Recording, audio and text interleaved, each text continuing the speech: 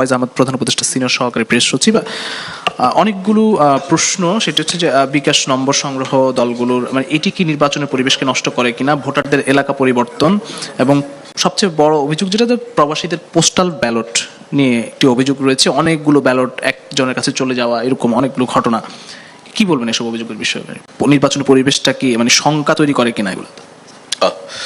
ধন্যবাদ। বিশেষ করে আপনি যেগুলি আমার জন্য প্রশ্ন আকারে দিলেন তার অনেকগুলি ইনপুট ফ্রম আজিজ ভাই।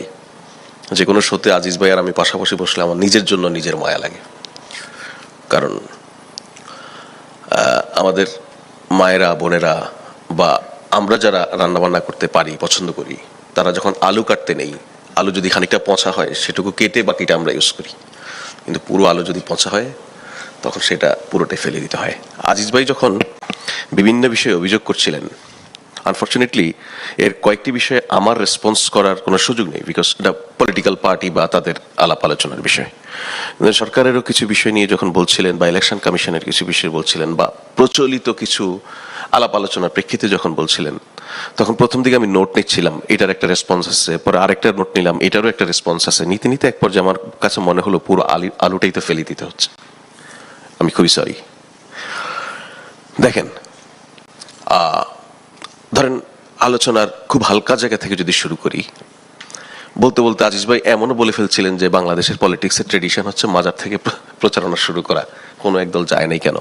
মানে এটা আমি রেসপন্স করছি না, বাট আমি বলছি যে আমাদের আলোচনার মেরিটটা এই জায়গা পর্যন্ত উঠেছে অথবা নেমেছে। 84টা সংস্কার প্রস্তাব 4টা প্রশ্নের মধ্যে নিয়ে আসা হয়েছে। ভুল তথ্য, এটাকে বিকৃত নয়, ভুল বলছি, কারেকশন করে দিলাম, এটা 48টা এবং সংবিধান সংশ্লিষ্ট পার্টিকুলারলি। তরুণ টোটাল সংস্কার 40টা, মৌলিক সংস্কার হচ্ছে দাঁড় করা হয়েছে ওইটা। আচ্ছা, ভুলকে আবার ভুল করেন না, অসুবিধা নেই, ভুলের ভুল হয়ে যাবে, বাদ দেন। 48টা সংস্কার প্রস্তাবকে 4টা প্রশ্নের মধ্যে দিয়ে বিন্যাস করে আনা হয়েছে। আমি যেটা বলছি এটা ফ্যাক্ট, ভুল ঠিক জানি না কোনটা ভুল বললেন ভাই। ওকে, তরুণদের অনেকে জিতবে প্রধান উপদেষ্টা বলেছেন, ট্রু, প্রধান উপদেষ্টা বলেছেন। পার্টিকুলারলি একটা প্রোগ্রাম যেটা তরুণদেরই একটা প্রোগ্রাম, ইউনিভার্সিটি মঞ্জুরি কমিশনের একটা প্রোগ্রাম ছিল, উনি বলেন যে আমি যে আজকে এখানে আসা, এখানে কথা বলা, এইটা এই আপনারা যারা তরুণ আছেন তাদের জন্য সম্ভব হয়েছে। তরুণরা এটা সম্ভব করেছেন, তরুণরা রাজনৈতিক দল করেছেন, তরুণরা নির্বাচন করছেন, অনেকে জিতবে না হয়তো।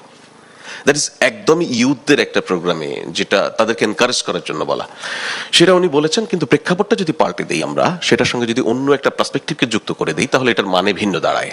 আর এটার সঙ্গে ভাই যুক্ত করেছেন যে অনেকে মন্ত্রী হবেন, এটা উনি বলেননি।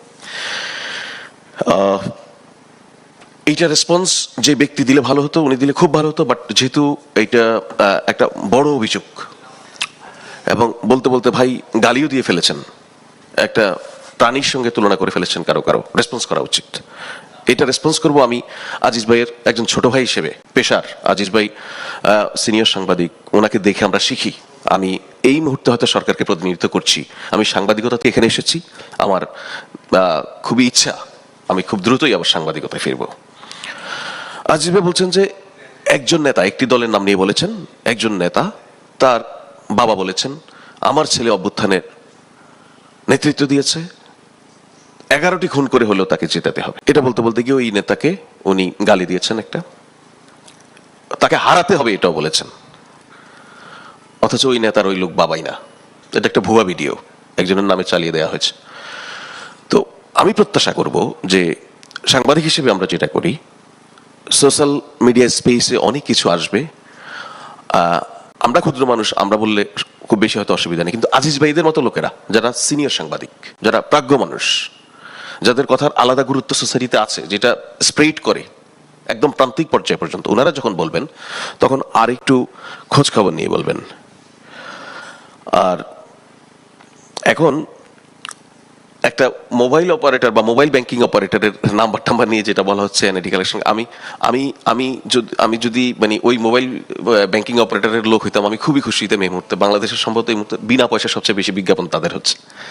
প্রতিনিয়ত পলিটিক্যাল ইয়েতে, র্যালিতে আলোচনা হচ্ছে এই মোবাইল ব্যাংকিং অপারেটরের নাম, টকশোতে আলোচনা হচ্ছে। টু সাম এক্সটেন্ট এটা পলিটিক্যাল পার্টি অ্যান্সার করবে। ইলেকশন কমিশন অলরেডি রেসপন্ডিং, তারা ওয়ার্ক করছে এই বিষয়ে। পার্টিকুলার ওই অর্থে লিখিত ওরকম কোনো কমপ্লেন পাওয়া যায় নাই। এটা টেকনাফ থেকে তেতুলিয়া শুনছি আমরা, ওই অর্থে মিনিস্ট্রি মিডিয়াও কোনো রিপোর্ট দেখছি না আর কি যে এটা কি, বা কেউ আমরা আমরা আমরা অফার করছি যে এরকম সুনির্দিষ্ট কোনো অভিযোগ যদি কারো কাছে থাকে প্লিজ আপনারা রিটার্নিং অফিসার অথবা ইলেকশন কমিশন সরাসরি অথবা সরকারকে কমপ্লেন করেন, সরকার ইলেকশন কমিশনকে কনভে করবে। আমরা ওরকম খুব সুনির্দিষ্ট পাচ্ছি না। বাট এইটা হচ্ছে আমি একজন কমিউনিকেশনের ছাত্র হিসেবে আমার কাছে ইন্টারেস্টিং। এই সার্টিফিকেট বিক্রি করা এবং এই এনআইডি কালেক্ট করা, মোবাইল নাম্বার কালেক্ট করা, এইটা ভবিষ্যতে আমি কখনো যদি লেখার সুযোগ পাই আমি লিখবো। 2026 সালের ইলেকশনের ক্যাম্পেইনে এরকম একটা জিনিস নাজিল হয়েছিল যেটার মধ্য দিয়ে একটা দল এই সেটব্যাকটা ফেস করতে হয়েছে। আমি জানি না করেছে কি করেনি, যদি করে থাকে তাহলে এই সেটব্যাক তাকে পেতে হচ্ছে, যদি না করে থাকে সারা দুনিয়ায় এবং বাংলাদেশের যতগুলি ইলেকশন, প্রত্যেকটা ইলেকশনে আপনি কোনো না কোনো একটা টোটকা খুঁজে পাবেন যেটা এক দলকে ভীষণভাবে ডুবিয়ে দিয়েছে বা একজন পার্টিকুলার ক্যান্ডিডেটের ক্ষেত্রে ভীষণ ক্ষতি করে ফেলেছে। অনেক এক্সাম্পল পাওয়া যাবে। মেবি এই দুইটা আলোচনা আমাদের ভবিষ্যতের নির্বাচনের, যখন এই নির্বাচনের প্রচারণার সংস্কৃতি নিয়ে কথা বলবো, এটা এক্সাম্পল হিসেবে আসবে। আর ভোটার ট্রান্সফারের বিষয়ে যেটা বলছেন, দেখেন